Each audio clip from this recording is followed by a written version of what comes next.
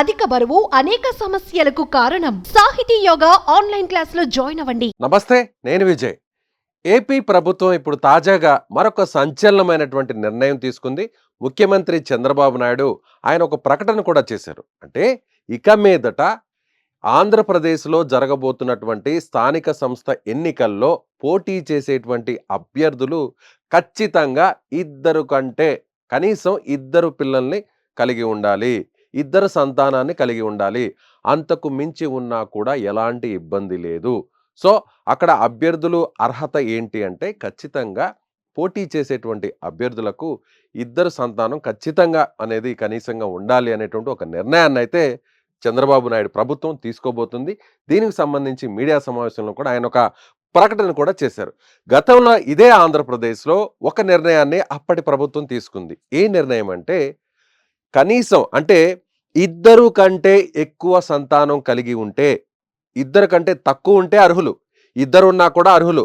కానీ ఇద్దరు కంటే ఎక్కువ ఉంటే, ముగ్గురు పిల్లలున్నా లేదంటే నలుగురు పిల్లలున్నా ఆ పైన ఎంతమంది ఉన్నా కూడా అనర్హులుగా గతంలో ఇదే స్థానిక సంస్థ ఎన్నికల్లో అభ్యర్థులకు కొన్ని కండిషన్స్ అయితే తీసుకొచ్చింది ఏపీ ప్రభుత్వం. ఇప్పుడు తాజాగా ఆ నిర్ణయాన్ని వెనక్కి తీసుకుంటూ మరొక కొత్త చట్టాన్ని కూడా తీసుకురాబోతుంది. అదే ఏంటంటే ఇకపై జెడ్పీటీసీగా, ఎంపీటీసీగా, సర్పంచ్గా పోటీ చేసేటువంటి క్యాండిడేట్స్ అభ్యర్థులు, అది పురుషులైనా సరే లేదంటే మహిళలైనా సరే, ఎవరైనా సరే ఖచ్చితంగా వారికి వివాహమై ఉంటే, వివాహమై వారికి సంతానం ఉంటే ఆ సంతానం కూడా కనీసం ఇద్దరు పిల్లలన్నా ఉండాలి.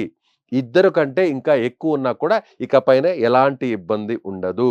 వారు అనర్హులు కాదు, అర్హులుగా నిర్ణయం తీసుకోబోతుంది. సో కనీసం ఇద్దరు పిల్లలుంటేనే స్థానిక సంస్థల ఎన్నికల్లో పోటీకి అర్హత కల్పిస్తూ చట్టం తెస్తామన్న సీఎం, జనాభా పెంచేందుకు ప్రోత్సాహకాలు ఇస్తామని వెల్లడి, టోటల్ ఫెర్టిలిటీ రేట్ అంచనాలు ప్రమాదకరంగా ఉన్నాయన్న చంద్రబాబు. అంటే ఇప్పుడు జంట ఎవరైతే పెళ్లి చేసుకున్నటువంటి జంట ఉన్నారో, భార్యాభర్తలు ఉన్నారో, వారికి కలిగేటువంటి సంతానం విషయంలో ఆ సంతానానికి సంబంధించినటువంటి ఫెర్టిలిటీ రేషియో చూస్తే చాలా డేంజర్గా ఉంది. అంటే ఏపీలో ఇప్పుడు జనాభా సంఖ్యను పెంచాలి అనేటువంటి ప్రయత్నాన్ని అయితే ప్రభుత్వం చేస్తుందనే చెప్పాలి. కనీసం ఇద్దరు పిల్లలు ఉంటేనే స్థానిక సంస్థల ఎన్నికల్లో పోటీకి అర్హత కల్పిస్తూ చట్టం తెస్తామంటూ ఏపీ సీఎం చంద్రబాబు కీలక ప్రకటన చేశారు. ఇకపై ఏ పథకం అమలు చేయాలన్నా కూడా కుటుంబ పరిమాణాన్ని ప్రామాణికంగా తీసుకుంటామని చెప్పారు. అదే కాకుండా స్థానిక సంస్థల ఎన్నికల్లో పోటీ చేసేటువంటి అర్హతతో పాటు ముఖ్యంగా ప్రభుత్వానికి సంబంధించినటువంటి పథకాలు వర్తింపజేయాలంటే, వారు దానికి అర్హులు కావాలంటే ఆ విషయంలో కూడా ఇక మీదట కనీసం ఇద్దరు పిల్లలుంటేనే వారికి ఆ పథకానికి సంబంధించి కూడా వారు అర్హులుగా చేసేటువంటి విషయాన్ని కూడా ఇప్పుడు పునరాలోచన చేస్తోంది ఏపీ ప్రభుత్వం. సో ఇప్పటివరకు చాలా అంటే రేషన్ కార్డ్స్ కావచ్చు, లేదంటే చంద్రన్న బీమా కావచ్చు, లేదంటే ఏదైనా పెన్షన్స్ కావచ్చు, ఇలాంటివి ఏమైనా కూడా ఇక మీదట ప్రభుత్వానికి సంబంధించినటువంటి స్కీమ్స్ వారికి రావాలి అంటే పాపులేషన్ విషయంలో, అంటే వారికి ఉన్నటువంటి సంతానం విషయంలో ఖచ్చితంగా ఒక ప్రామాణికంగా తీసుకుంటామని ప్రభుత్వం ఆలోచన చేస్తుంది. ఎందుకంటే జనాభాను పెంచితే, అంటే ఇప్పటి వరకు కూడా మన భారతదేశం ప్రపంచంలోనే 2వ స్థానంలో ఉంది.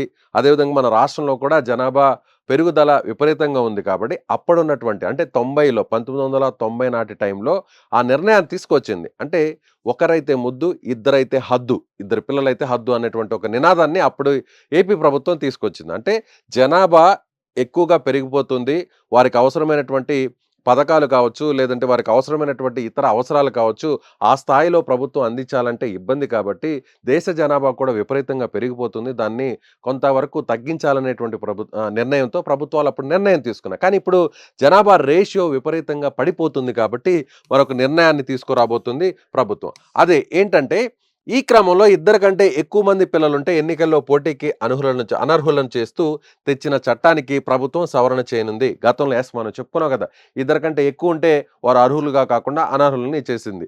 ఆ చట్టాన్ని ఇప్పుడు సవరించి 2026లో రాష్ట్రంలో ఒక జంటకు సగటున 1.51 మంది జన్మిస్తే టోటల్ ఫెర్టిలిటీ రేట్ టిఎఫ్ఆర్ ప్రకారం, సో 2051 నాటికి, అంటే ఇప్పుడున్నటువంటి గణాంకాలను బట్టి చూస్తే 2051 నాటికి చూస్తే అది 1.07కు తగ్గిపోతుంది. అంటే ఇప్పుడున్నటువంటి పరిస్థితి చూస్తే ఒక జంటకు ఒక తల్లిదండ్రులకు 1.5 అంటే ఒక బాబు లేదంటే ఇద్దరు బాబులను లేదా ఇద్దరు పిల్లలను, ఒక పాప లేదా ఇద్దరు పాపలు, అలా ఇద్దరు, ఆ సంఖ్య ఒకరైతే ఒకరికే పరిమితం అవుతున్నారు ఒక జంట.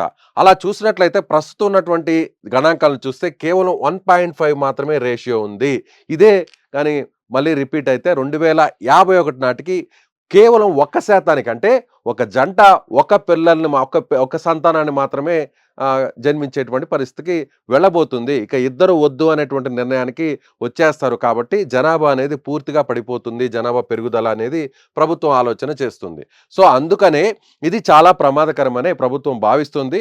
అందుకోసమే ఒక జంటకు సగటున 2.1 మంది పిల్లలు జన్మిస్తేనే జనాభా సక్రమ నిర్వహణ సాధ్యపడుతుందని సీఎం పేర్కొన్నారు.